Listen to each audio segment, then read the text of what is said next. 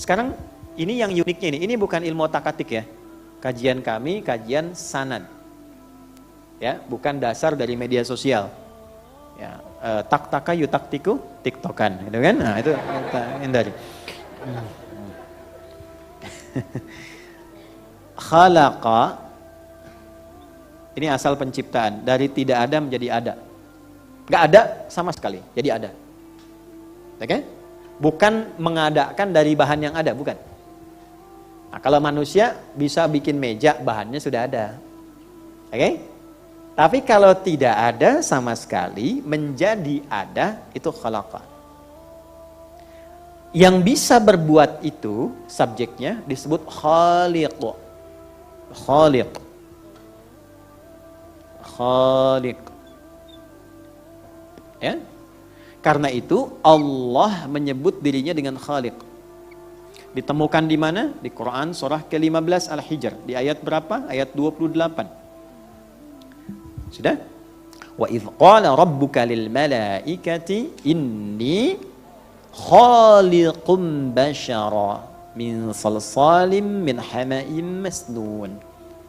Ketika Allah firmankan kepada seluruh kalangan malaikat dan sebagian makhluk yang ada pada saat itu, sungguh akulah Khaliq yang mencipta dari tidak ada menjadi ada. Karena itu selain Allah nggak bisa disebut Khaliq. Dan fitrah kita ketika disebut Khaliq pasti menunjuknya kepada Allah. Jelas? Baik. Nah, penciptaannya khalaqa. Karena itu setiap Allah ciptakan pakai khalaqa.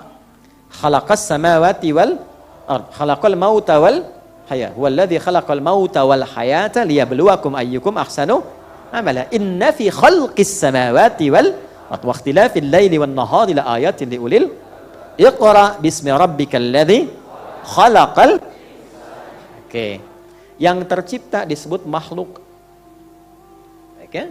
Makhluk. Perhatikan baik-baik. Khaliq, khalaqa mencipta, yang tercipta makhluk. Makhluk ini membawa sifat bawaan yang mulia tertanam pada dirinya. Disebut khuluq namanya. Khuluqun.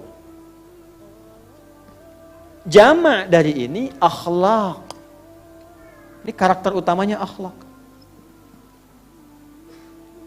Ini tertanam dalam inti hidup namanya takwa. Nih, ini agak dalam ya. Tolong hati-hati berjuang melawan setan membawa kantuk. Ya. Inti akhlak ada di takwa. Saya ulangi, inti akhlak ada di mana? Takwa. Nanti ini ada dalam nafas. Ya, biar sekalian bingung. Nafas ada di dalam kolbu. Kolbu ada di dalam sodrun. Jamaknya sudurun. Jadi dalam sodrun ada kolbun, dalam kolbun ada nafsun, dalam nafas ada takwa. Lawan dari takwa nanti ada fujur. Ya, di Quran surah 91 ayat 7 sampai 10. Wa nafsin wa ma sawwaha fa alhamaha fujuraha wa taqwaha. Nah, yang harus kita aktifkan tuh yang takwa ini. Kalau takwanya kita aktifkan, maka keluarlah semua potensi baik yang ada terbawa dalam bawaan hidup kita. Semua sifat-sifat baik, akumulasi sifat baik itu disebut takwa. Jadi kalau ingin menginginkan akhlak mulia, caranya aktifkan takwanya. Maka akan tampil dalam diri kita kejujuran, kesabaran, keteladanan, kemuliaan. Sumbernya di sini semua. Nah, setan berusaha mengganggu itu. Dia ganggu dari mulai jalan masuknya dan paling depan, paling awal. Sadrun jamaknya sudur, alladzi yuwaswisu fi sudur. Jadi dia tuh mencegah, kalau masuk dari sini nggak bisa dicegah dari nafas, dia akan cegah di kolbu. Nggak bisa cegah di kolbu, dia ganggu di sadrun, supaya nggak keluar pada diri kita. Jadi alih-alih mata kita itu bisa melihat yang baik, dipalingkan oleh dia melihat kepada yang tidak baik. Nah, ini fungsi kita sekarang bagaimana menekan yang fujurnya sehingga tidak keluar yang buruk. Dalam bahasa Arab, sesuatu yang keluar yang buruk dari sifat fujur disebut su namanya. Karena dia melewati nafas, lewat nafas dulu keluarlah su. Nafas ketemu su, disingkat nafsu. Bukan Bu, ini bukan otak-atik, Ibu nggak usah ketawa. Saya pakai dalil Bu. Dalilnya mana Ustadz? Quran surah 12 Bu. Ayat berapa Ustadz? 53 Bu. Sebelah mana kiri atas? Wa ma ubarni'u nafsi innan nafsa la'ammaratum bisu illa ma rahima rabbi. Jadi kalau nggak dikendalikan itu, yang aktif fujur, dia melewati nafas, alih-alih keluar sifat baik, keluar su. Maka disifatilah nafas dengan sifat su. Disebutlah di situ nafsu. Paham nggak sampai sini? Nah, ini dasarnya. Jadi kalau kita sampai ke akar, ketemunya seperti itu. Nah, tugas kita sekarang adalah membangkitkan takwa. Kalau takwa bagus, keluarnya ini akhlak. Itulah sebabnya kenapa setiap ibadah itu muaranya selalu takwa. Salat itu kan untuk meningkatkan takwa. Dzalikal kitabu la hudal lil muttaqin, itu orang takwa. Siapa orang itu? Alladzina yu'minuna bil ghaibi wa yuqimunas.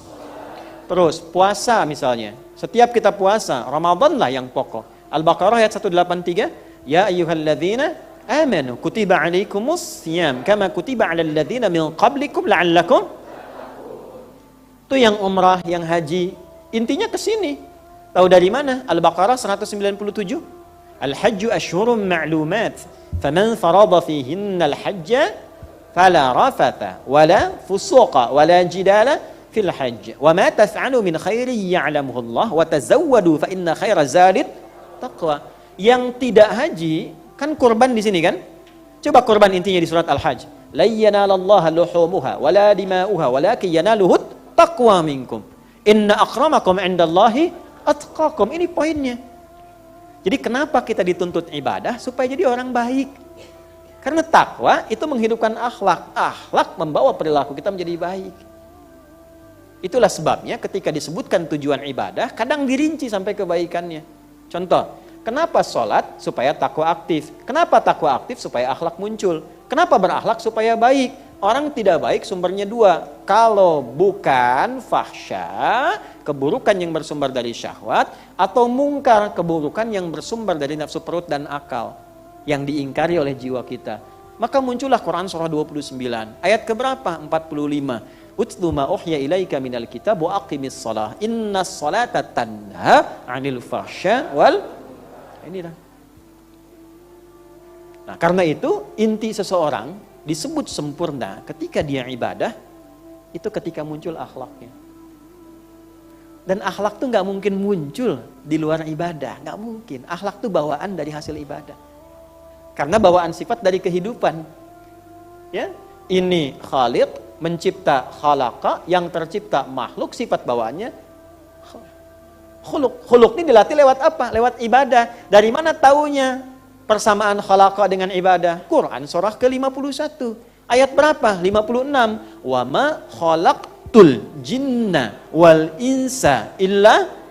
Disitulah ketemu antara khalaqa dengan ibadah. Hasilnya ke sini. Jadi kalau kebaikan yang dihasilkan dari pendidikan formal, itu disebutnya adab. Asalnya itu. Asalnya bukan akhlak tapi adab. Makanya Nabi menegaskan, saya itu tidak punya guru, gak pernah sekolah. Oke? Karena siapa yang mengajarkan saya? Langsung Allah. Jadi secara formal Nabi diajarkannya oleh Allah. Adabani Rabbi fa ahsana ta'dibi. Yang mengajarkan adab kepada saya Allah. Dan menyempurnakan itu lewat syariat melalui ibadah. Ya. Nanti standarnya akan beda. Di Jepang Anda bisa temukan adab, di Amerika adab. Karena itu ada peradaban, tapi belum tentu ada perakhlakan. Kalau disiplin bagus, ngantri iya. Tapi zina juga banyak. Fahsyanya ada. LGBT malah disupport. Kan itu fahsya. Hah? Paham ya? Nah, jadi akhlak itu di atas adab, lebih tinggi.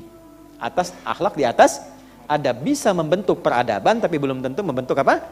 Perakhlakan. Nah, cara untuk mendapatkan sifat akhlak berubah jadi baik itu disebut tazkiyah namanya. Jelas? Cara kita untuk mendapatkan itu dengan kata kerja, maka jadi tazakka ya tazakka. Tapi kalau kita ingin cepat belajar jadi orang lebih baik, maka buang taknya menjadi yazakka. Barulah kita paham di sini kenapa Allah mensifati dengan kata yazakka bukan yatazakka. Perhatikan kalimatnya. Lihat baik-baik. Wa ma yudrika la'allahu yazzakka, bukan yatazakka. Karena kenapa? Abdullah bin Abi Umi Maktum itu datang ngaji kepada Nabi, pengen cepat berubah jadi orang baik. Itu. Jadi kalau Anda mau berangkat, mau ngaji, dimanapun itu, motivasi pertamanya, berusahalah niatkan supaya berubah jadi orang yang lebih baik di hadapan Allah. Dah harus dipandang orang. Rugi kita selalu mengamati komentar orang lain. Yang penting Allah menilai kita baik, cukuplah itu. Wa kafa billahi hasiba. Yang penting cukup Allah nilai saya. Kalau sudah merasa punya Allah, nanti dilapangkan hatinya. Tak peduli orang mau bilang apa, sepanjang sudah konsisten dalam kebaikan, itu terjaga. Dan tidak harus membalas dengan cara yang tidak baik. Kalau sudah jadi hamba Allah, sifat kasihnya muncul tuh, maka disebut ibadur rahman. Wa ibadur rahmanil ladzina yamshuna 'alal ardi hauna wa idza khatabahumul jahiluna qalu salama. Coba berapa di antara kita saat ini yang kita ingin belajar itu punya niat berubah jadi orang baik menurut Allah. Nanti setelah pulang dikoreksi.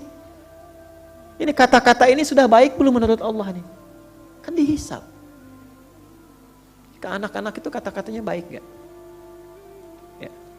Ke pasangan, ke kerabat dan sebagainya, kan dihisab. Paham? Satu, jadi niatkan mengaji untuk memperbaiki diri. Orang yang berniat karena Allah dan Rasulnya untuk belajar agama, memperbaiki dirinya lebih baik dalam pandangan Allah dan Rasulnya, itu saat mulai berangkat langsung Allah puji orang itu. Jelas? Wa ma yudrika la'allahu yazzakka. Pakai za bukan za. Ya. Za. Jelas? Satu. Yang kedua, cepat. Sebelum yang kedua saya bacakan dulu tafsirnya. Ayahsullahu zakatun wa taharatun fi nafsi. Ya, yang dimaksud ya zakka itu adalah hadirnya, berhasilnya ia untuk mencapai kebersihan dan kesucian dalam jiwanya. Jadi ada potensi yang tidak baik di jiwa, itulah fujur tadi. Saya berikan rumus cepat ya. Setiap ada baik di takwa, pasti ada lawannya di fujur. Ada lawannya. Misal, jujur itu di takwa. Baik. Pasti ada lawan, dusta. Tempatnya di mana? Di fujur. Ya. Supaya lebih optimal ya. Bismillah. Ini satu, ini dua. Ini nafs. Wa nafsi wa ma sawwa fa'alhamaha fujur. Di sini ada fujur. Sini ada taqwa. Fujuraha wa taqwaha. Taqwaha. Biasanya suka begini ke atas. Ini gambaran dari alif kasih tegak sini. Perhatikan baik-baik. Fokus. Ini fujur, lawan dari takwa. Jadi kalau di sini kumpulan sifat positif yang baik-baik, ada jujur, ada sabar, ada rendah hati, dan seterusnya. Maka di sini ada lawannya yang memancar, membawa sifat lawan dari ini sehingga terasa tidak baik, seperti negatif. Nah, sifat positif dan negatif terbawa dalam keseharian kita. Unsur kehidupan itu positif negatif. Anda punya mainan robot-robotan pakai baterai, akan positif dan negatif. Kalau nggak ada negatif nggak hidup, nggak ada positif pun nggak hidup. Alhamdulillah. Ya, nah ini akan selalu seperti itu, karena bawaan di dalam diri kita pun kehidupannya seperti itu. Yang memancar pada sifat baik, pancarannya itu kalau material namanya infajar. Al-Baqarah ayat 60. Wa idzistasqa Musa liqaumihi faqulna idrib bi'asakal hajar. Kalau pancarannya membelah sesuatu yang gelap misalnya jadi terang, atau merespon sesuatu yang positif, itu fajar namanya. Makanya sholat pertama saat bangun tidur, saat sinar matahari membelah kegelapan malam disebut fajar. Quran surah 17 ayat 78. Ya, aqimis sholata liduluki syamsi ila ghasaqil laili wa qur'anal fajr. Inna qur'anal fajri kana masyhuda. Tapi kalau pancarannya sifat yang tidak baik, dirasakan kurang positif, fujur namanya. Ini huruf sama, tapi kalimat harokat bisa berbeda, makna bisa tidak sama. Laha dengan alaiha tidak sama. Kasabat dengan iktasabat itu beda. Laha ma kasabat wa alaiha mak tasabat. Itu tidak sama. Ya, raghiba fi dengan raghibaan itu beda. Sama-sama raghiba, fi senang, an benci. Takwa akumulasinya ini, lawannya ini. Nah, sekarang tugas kita bagaimana menghidupkan yang takwa, menekan yang fujur. Jelas? Ini ada supporter yang mensupport kita supaya ini bisa muncul ke permukaan. Namanya malaikat.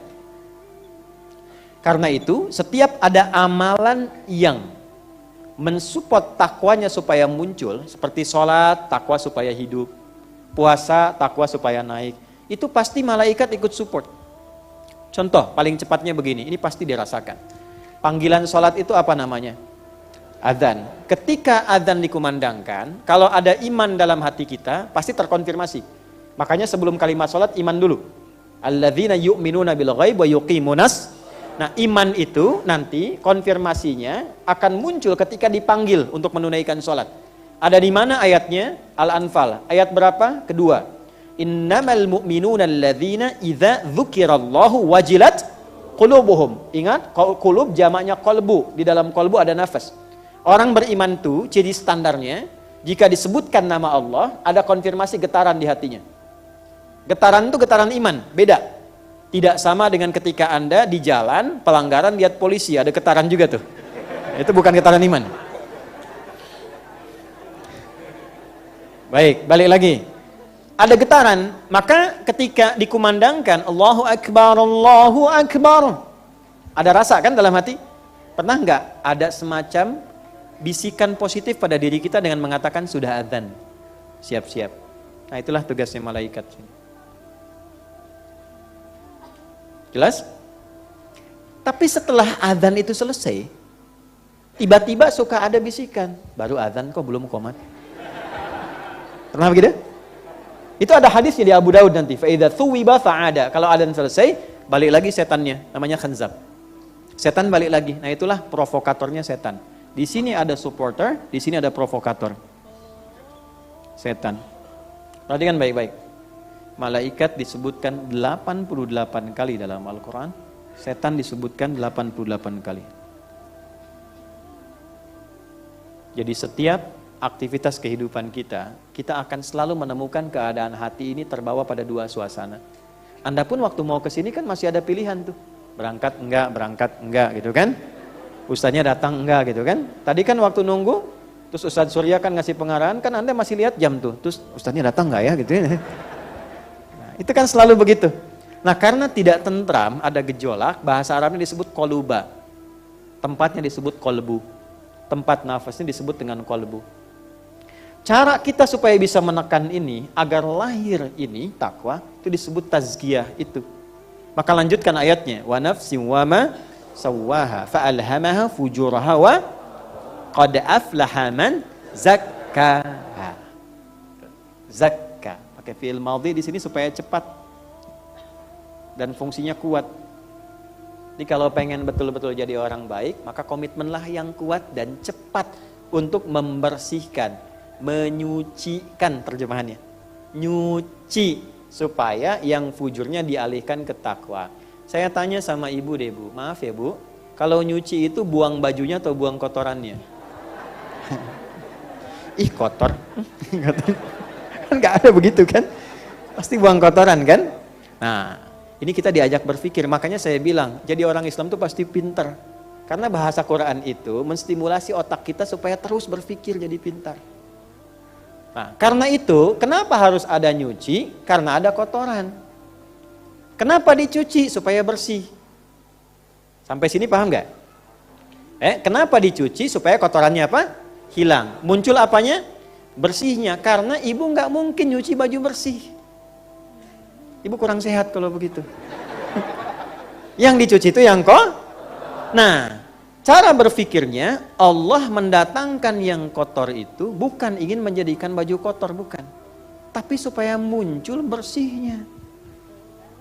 Hah? Ulang. Allah mendatangkan, menciptakan kotor bukan ingin membuat baju itu kotor, tapi supaya diketahui bersihnya. Sebab kalau tidak ada yang kotor, nggak ketahuan bersih. Nyuci itu cuma wasilah saja. Kalau tidak ada kotor, kita nggak tahu itu bersih. Makanya didatangkan kotor supaya datang apanya? Bersihnya. Nah, terapkan kaidah itu ke sini. Seperti Anda mencuci, bukan menghilangkan bendanya. Ini bukan menghilangkan nafasnya, meninggal kalau begitu. Yang diinginkan, didatangkan dusta itu bukan ingin menjadikan Anda pendusta, tapi supaya muncul jujurnya. Diciptakan marah itu bukan ingin menjadikan suami pemarah, Bu. Tapi supaya naik sabarnya yang ada di ibu.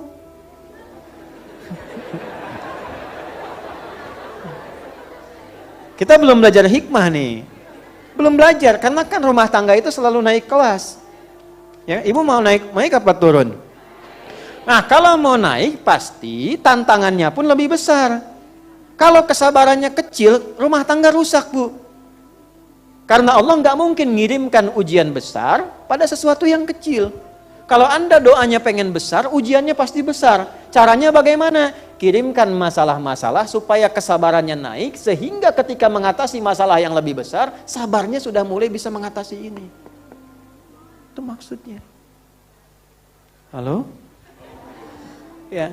Jadi kalau Allah titipkan marah pada suami, bukan ingin menjadikan suami pemarah, bukan. Boleh jadi di depan itu ada persoalan lain yang melatih kesabaran supaya lebih kuat. Tuh. Jadi berbahagialah kalau suami sedang marah. Sedang suami marah. Kan? Lihat. Oh, Allah titipkan marah pada suami supaya saya sabar. Nah, kan? Tenang aja. Insya Allah lebih tenang. Ntar juga lama-lama suami bingung sendiri. Tuh. Jadi gampangnya gini, cari lawannya. Cemberut apa lawannya? Nah, balik gantian kita ya. Istri cemberut, suami, gitu. Pulang kantor, istri cemberut. Nah, mama, apa kabar? Yuk. Kasih gelang 2 kilo. Wah, itu selesai masalah insya Allah. Ya teorinya begitu. Ya, prakteknya kan gak semudah itu. Ustadz juga sama saja. Makanya jarang ada ustadz ceramah begini bawa istri itu jarang. Ini live ya? Dah. Gitu ya. Nah itulah tazakka itu. Nah, kenapa pakai ya zakah untuk memotivasi kita cepat? Walaupun pada dasarnya kita selalu mengalami, maaf, tahapan-tahapan. Gak ada yang langsung sempurna. Dan kalau sedang belajar jadi orang baik, gak usah pedulikan pada berbagai macam komentar yang dialamatkan pada kita. Ini saya kasih rumus supaya enak ya. Gini, hidup itu gak akan lepas dari cacian. Ingat baik-baik itu. Kata Imam Syafi'i, semua orang hidup pasti mengalami caci. Allah pun dicaci, malaikat dicaci, nabi dicaci, ya, sahabat dicaci, tabi'in dicaci, ulama dicaci. Antum Tuhan bukan, nabi bukan, malaikat bukan, sahabat bukan, tabi'in bukan, ulama belum nyampe. Terus nggak pengen dicaci, nah, kurang sehat. Ya, nah cacian itu ada 2, dari orang baik atau dari orang buruk, dari yang soleh atau yang salah. Kalau yang mencaci itu orang baik, maka Allah sedang menitipkan kebaikan pada orang itu supaya dia kembali berarah pada nilai-nilai kemuliaan. Ulama nih misalnya, ya, cacian ulama itu bukan kata-kata kasar. Biasanya nggak keluar dalam bentuk yang kasar, dengan yang baik, yang lembut, kecuali pada kondisi tertentu dia tegas, tapi tetap tidak kotor keluar kata-katanya. Karena beda antara kotor dengan tegas itu lain. Nah, kalau ada ulama mengingatkan, sekalipun tegas misalnya, itu artinya dititipkan oleh Allah supaya kita kembali jadi baik. Tapi kalau ada orang yang terlihat tidak baik, mencaci Anda karena kebaikan Anda, itu artinya Allah titipkan pada orang itu untuk menetapkan bahwa Anda sudah jadi orang baik. Ya. Dulu Anda nongkrong misalnya, di tempat yang kurang baik, terus tiba-tiba ke masjid. Teman Anda bilang, wah, soleh, kan? Padahal nama Anda Kevin misalnya kan. Nah, itu bukan celaan sebetulnya. Allah titipkan pada lisan orang itu yang menetapkan bahwa sekarang Anda sudah baik. Buktinya yang kurang baik pun tetap menyebut Anda baik.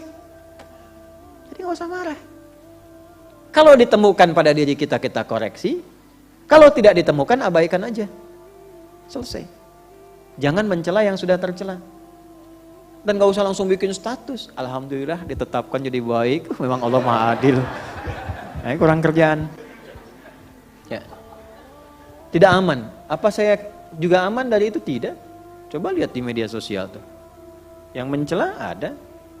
Ya, yang ini ada. Tapi kan untuk apa gitu? Abaikan saja. Ya, kalau merasa ya perbaiki, tidak merasa ya tidak usah. Saya dilaporkan Ustadz, itu si fulan mencela, padahal dia juga dulu dengan Ustadz begini. Alhamdulillah saya terhormat. Terhormat. Nasabnya ke Imam Syafi'i kan? Imam Syafi'i pernah dihujat oleh seseorang, muridnya mengadu. Imam Syafi'i, orang itu depan Anda senyum-senyum, di belakang itu menghujat. Alhamdulillah, berarti saya berwibawa katanya. Alhamdulillah saya berwibawa. Kok bisa? Karena dia masih menghormati saya di hadapan saya. Dan hanya bisa membicarakan itu di belakang saya, berarti saya berwibawa. Ya, jadi maksudnya apa? Bikin santai aja kehidupan itu. Ya, bikin santai. Masya Allah, betapa indah nasihat yang telah kita dengarkan bersama. Semoga setelah ini kita benar-benar mampu membuang sifat-sifat buruk dalam diri dan menghiasinya dengan sifat-sifat baik yang mendekatkan kita pada ridha Allah. Ingat sahabat, kebaikan itu perlu dilatih dan diulang, agar menjadi kebiasaan yang menenangkan hati. Jangan pernah lelah berbenah, karena Allah mencintai hamba-hambanya yang terus berusaha menjadi lebih baik. Mari kita saling mendoakan agar hati kita tetap istiqamah, dan jangan lupa doakan juga Ustadz Adi Hidayat di kolom komentar. Semoga beliau selalu sehat dan diberkahi ilmunya. Tinggalkan kesan terbaik di kolom komentar. Bagikan video ini kepada keluarga dan sahabat, dan dukung channel ini dengan like, share, dan subscribe. Wassalamualaikum warahmatullahi wabarakatuh.